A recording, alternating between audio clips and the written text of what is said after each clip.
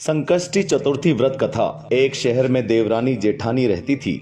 जेठानी अमीर थी और देवरानी गरीब थी। देवरानी गणेश जी की भक्त थी। देवरानी का पति जंगल से लकड़ी काटकर बेचता था और अक्सर बीमार रहता था। देवरानी जेठानी के घर का सारा काम करती और बदले में जेठानी बचा हुआ खाना, पुराने कपड़े आदि उसको दे देती थी। इसी से देवरानी का परिवार चल रहा था। माघ महीने में देवरानी ने तिलचौथ का व्रत किया।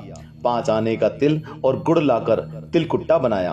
पूजा करके तिलचौथ की कथा सुनी और तिलकुट्टा छीके में रख दिया और सोचा कि चांद उगने पर पहले तिलकुट्टा और उसके बाद ही कुछ खाएगी। कथा सुनकर वो जेठानी के यहाँ चली गई। खाना बनाकर जेठानी के बच्चों से खाना खाने को कहा तो बच्चे बोले, माँ ने व्रत किया है और माँ भूखी हैं।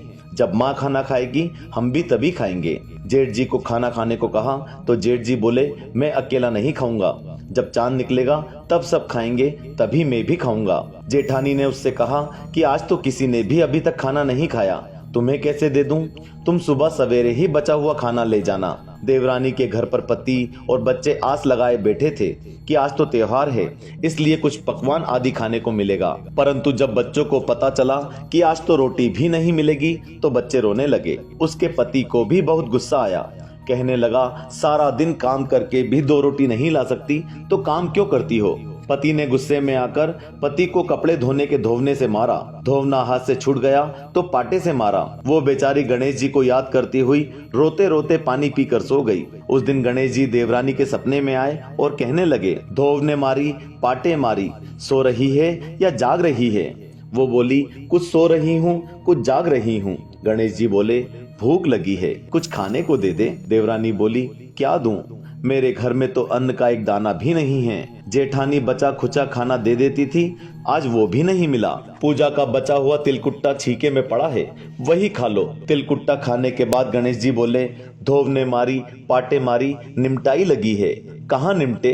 वो बोली, यहाँ पड़ा घर, जहाँ इच्छा हो वहाँ निमट लो। फिर गणेश जी बच्चे की तरह बोले, अब कहाँ पहुँचूं? नींद में मगन अब देवरानी को बहुत गुस्सा आया कि कब से तंग किए जा रहे हैं। सो बोली, मेरे सर पर पहुँचो। और कहाँ पहुँचोगे?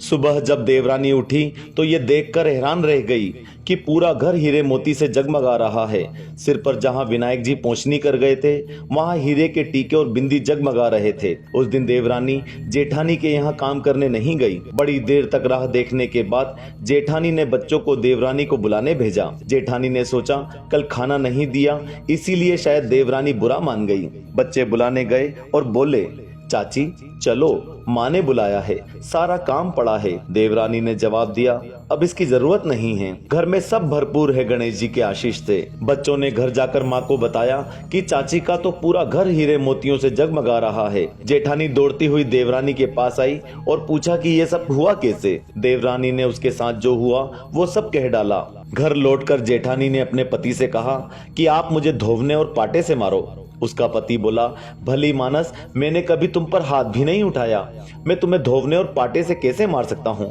वो नहीं मानी और जिद करने लगी। मजबूरन पति को उसे मारना पड़ा। उसने ढेर सारा घी डालकर चूरमा बनाया और छीके में रखकर सो गई। रात को चौथ विनायक जी सपने में आए। कहने लगे, भूख लगी है, क्या खाऊं? जेठानी ने कहा, गणेश जी महाराज, मेरी देवरानी के यहाँ तो आपने सूखा तिलकुट्टा खाया था, मैंने तो झरते घी का चूरमा बनाकर आपके लिए छीके में रखा है, फल और मेवे भी रखे हैं, जो चाहे खा लीजिए। बाल स्वरूप गणेश जी बोले, अब निपटे कहाँ? जेठानी बोली, उसके यहाँ तो टूटी फूटी झोपड़ी थी, मेरे यहाँ तो कंचन के महल हैं, जहाँ चाहे निपटो। फिर गणेश जी ने पूछा, अब पहुँचूं कहाँ? जेठानी बोली, मेरे ललाट पर बड़ी सी बिंदी लगाकर पहुँच दो। धन की भूखी जेठानी सुबह बहुत जल्दी उठ गई। सोचा घर हीरे जवाहरात से भर चुका होगा, पर देखा तो पूरे घर में गंदगी फैली हुई थी, तेज बदबू आ रही थी।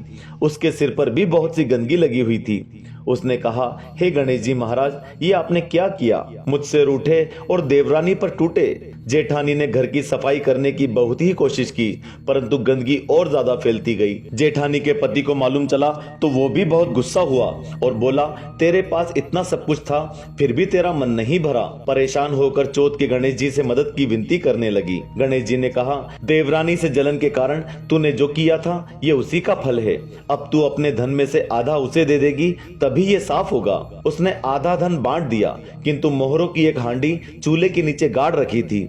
उसने सोचा किसी को पता नहीं चलेगा और उसने धन को नहीं बांटा। उसने कहा, हे श्री गणेश जी, अब तो अपना यह बिखराव समेटो। वे बोले, पहले चूल्हे के नीचे गाड़ी हुई मोहरों की हांडी सहित ताक में रखी हुई 2 सुई के भी 2 हिस्से कर। इस प्रकार गजानन ने बाल स्वरूप में आकर सुई जैसी छोटी चीज का भी बंटवारा किया और अपनी माया समेटी। हे गणेश जी महाराज, जैसी आपने देवरानी पर कृपा की वैसी सब पर करना।